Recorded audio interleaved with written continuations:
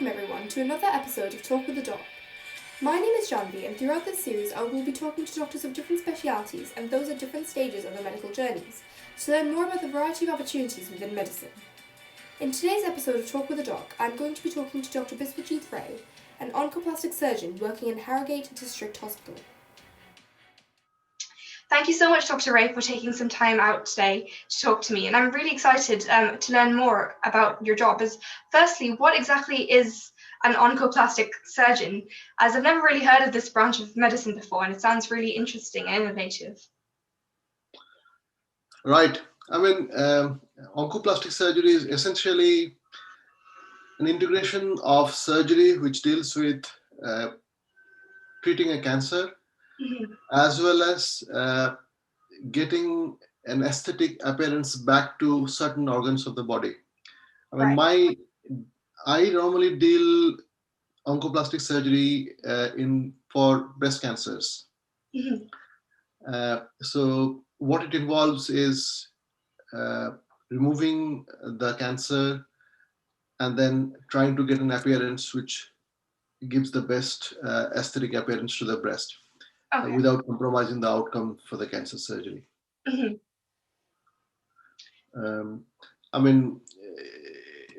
It has evolved in last number of years. It's got special training to deal with that.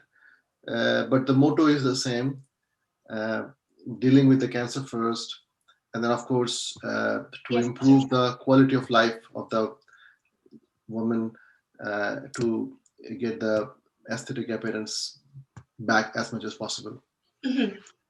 So that's dealing with different types of equipment as well. I mean, the idea of oncoplastic. So you would be using synthetic sort of substitutes as well in your surgery. Say for breast cancer, it can be treated either by removing a part of the breast or removing a whole of the breast. Right. And if it is removed a part of the breast, then it can be either given a appearance of a aesthetically looking breast by using other parts of the breast, or sometimes using other parts of the body tissue recruited in that area. And if you remove the breast completely, and then of course you can reconstruct the breast by using either part of the patient's body. Sometimes we also, of course, use implants and meshes to cover the implants. We use those things as well. Okay. So what interested you in this niche subspecialty of surgery? Because as I said before, I've never heard of this specifically, so it does sound very interesting.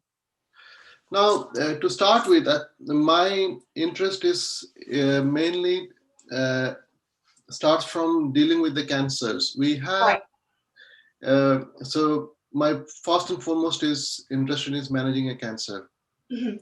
So during my training times, I have dealt with cancers, with the breast cancers. I've liked it. I have actually got breast cancers in my families, which we have dealt, and then we gradually developed as a part of training the interest in giving as much back as possible to the woman along with treating the cancers.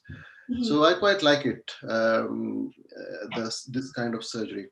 To be honest, I like all surgeries, and that is how we have been trained. We have done other surgeries as well during our training years, as well as a consultant. But yes, this is what eventually I focus my work now. Actually, going even more broad, you talked about the idea of just loving surgery and oncology as well. So what made you choose surgery over, say, being a physician? Did you always know you wanted to go down the surgery route, or was it as your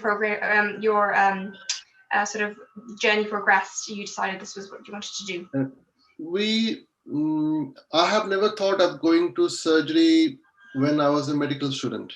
We didn't decide. After medical students, you join from here, you join as a foundation doctors. I've been trained in India, where we used to do internship. And then when you do that, then you go through different branches like surgery, medicine, gynecology, pediatrics, all the branches. One of the reasons I like surgery, the ward rounds are less longer. Number one, medicine ward rounds are long. It starts in the morning, finishes in the evening. That I find it difficult. Number two, it gives results which is visible to the patient as well as us. When you do some, you get the results out. And number three, it also gives the opportunity to use your skill, hand skill, which gives you more satisfaction actually. Because it's a combination of medical knowledge as well as applying your skill. So it gives you more satisfaction. That's what I feel. Okay, so for the job satisfaction side, you see immediate results, and you know that you had a big part to play in sort of, seeing those results and seeing that immediate change. So are you able to follow up with the patients after surgery? And is there sort of a routine in which after you've, done the surgery, you sort of follow up for a certain period of time before you discharge the patient? Now, it depends what surgery you do. If you do a small surgery, sometimes you can discharge if you know the patients will recover well. As far as the cancer surgeries are concerned, they are always followed up. For the breast cancers, after surgery, you will see them to see how they have done post-operatively. And then you will see what is the results of the surgery in terms of, we take the tumor out, whether it has been completely taken out. And then, of course, there are other treatments after a surgery, including, we call it adjuvant treatments. It could be tablets, it could be chemotherapy, it could be radiotherapy.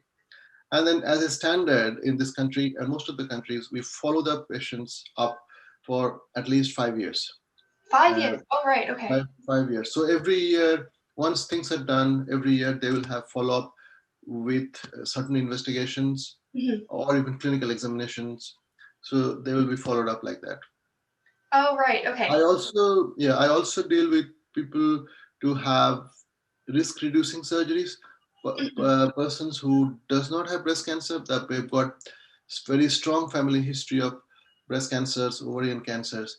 Their lifetime chance of getting a cancer is very high. So often they choose to have surgery, which reduces the risk of a cancer. We do that as well. Oh, okay. So there's quite a broad range of surgery within your speciality as well.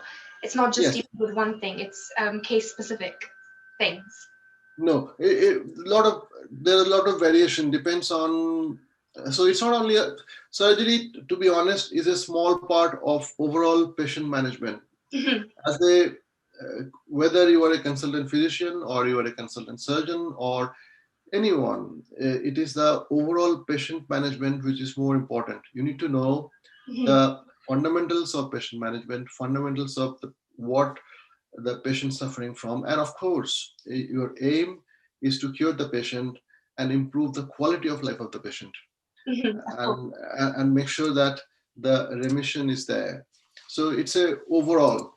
Probably surgery plays a part of it, but it's not a large part of it. We do surgery so often, it's probably a small part of our management is surgery. Because if you're seeing a patient for 5 years, surgery you've done, you want to do it best, but there are a lot of other things which goes on with it. Of course. So, for example, you've always said you've had a fascination with oncology and surgery. So how did your training pathway look like? Because did you have to first specialize in oncology and really understand everything within oncology before you go into surgery? Or did you go into surgery and then specialize into oncology surgery? How does that work? Now, as far as oncology is concerned, there are specific training pathway for the physicians who will be oncologists. So there are people who would give chemotherapy to the people. There will be people who will be giving, doctors who will be giving radiation treatment to the patients. So the principles, we do not need to know very detail of oncology. We need to know the principles of oncology and what is necessary. It is a part of our training during our registrar job, which we have learned. It's a surgical rotation which usually lasts for 6 years.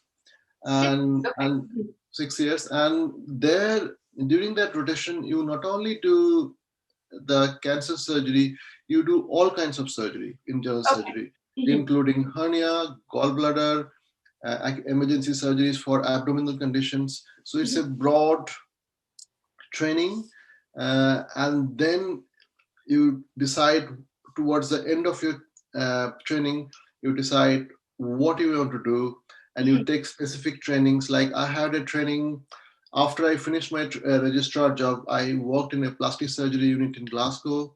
Okay. To get more training. Then I worked in Within Shaw Hospital in Manchester for a fellowship to learn more about reconstructive surgery. So these are something to improve your skill and improve your decision making to what to do. All right.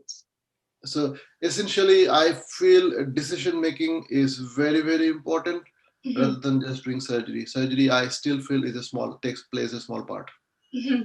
Actually, talking about decision making, have you ever felt scared that when you're performing surgery, that you may end up doing more harm than good? You may end up causing more damage than repair. There are two types of surgery, Janavi. One is the elective surgery. Elective surgeries are, you plan it. You go through the process of surgery probably many times, at least initial part of your career, before you actually perform the surgery. Right. So you do not get scared. You have enough training by that time. And emergency surgeries, yes, there are certain surgeries you have to be again decision making on the table. Sometimes you need to do damage limitation surgery instead of trying to completely do the surgery. So for elective surgery, often it has been planned much before what I am going to do. There are ups and downs sometimes, but no, I'm not scared or anything. No. No, I think you're so trained by that point, especially now that you're, at a consultant level. You definitely have all those years of training behind you. With oncoplastic surgery, is it mainly elective surgery? Sorry, then, because I'm guessing with most of the patients. It is mainly elective surgery, unless there is a complication which needs to be dealt with under the emergency, like bleeding, or if you have done. Sometimes you use a body flaps to reconstruct something. And if it loses the blood supply, that means unless you deal with quickly, that will be completely lost. So, or an infective process. So otherwise, it's fairly planned elective surgeries. This oncoplastic surgery is. So, what would a typical day in the life of your job look like? Because you would have mostly elective, maybe some emergency surgeries, and I'm guessing all of it's quite hands-on. So, are they very long days, or how is it a day in the life of your job? Right, it depends on the day. For instance, Monday I operate all day. Right. Okay. So Monday I go early in the morning and finish in the evening and you see the patients early in the morning. You have already planned, you have already consented, do whatever marking you operate, then you see them post-operatively. Another important fact is that you do not forget the patient's relative. We always call them up to see how the surgery went. It is very important, and we should be always learning at a very early stage. Yes. Second, say for Tuesday, we've got clinics, we've got multidisciplinary team meetings, we've got administrative time. So a lot of activity of mine goes in the clinics as well. So you see the new patients with symptoms, and then you give them bad news if there is a cancer is diagnosed, along with specialist nurses. So as I said, say out of 5 days, I will operate one full day. Rest of the 4 days are other things, including clinics, administrative work, giving information to the patients, preparing for the surgery. For a surgery, if you have a cancer, then there are a lot of other investigations that needs to be planned. So a lot of things goes on it. So maybe 1.5 day is only surgery. The rest of the other days are you are doing clinics, giving bad news, giving administrative works, meetings, and the patients you have seen in the clinics, you have dictated, you need to sign off, and teaching juniors, including registrars, medical students. I do teach final year medical students. I'm in charge for the final year medical students in my hospital.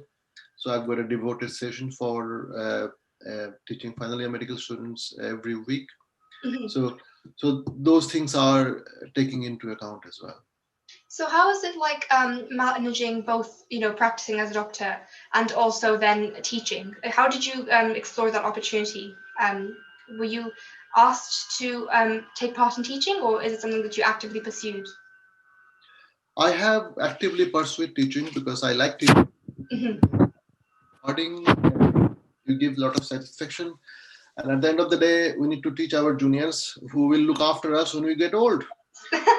So that's the reality of the fact is that, and you also have to know how to teach. I've actually got a training how to teach. I have done a postgraduate certificate in medical education to. Oh right, okay. So from University of Leeds, which gave me more insight how the students can benefit. I organize teaching, and I also teach in a national levels in a Royal College of Surgeons, but mainly since 2013, it's many years now. I teach in a course, Royal College course called Care of Critically Ill Surgical Patients. So I teach in that course. Sometimes I go to Hull, sometimes Edinburgh.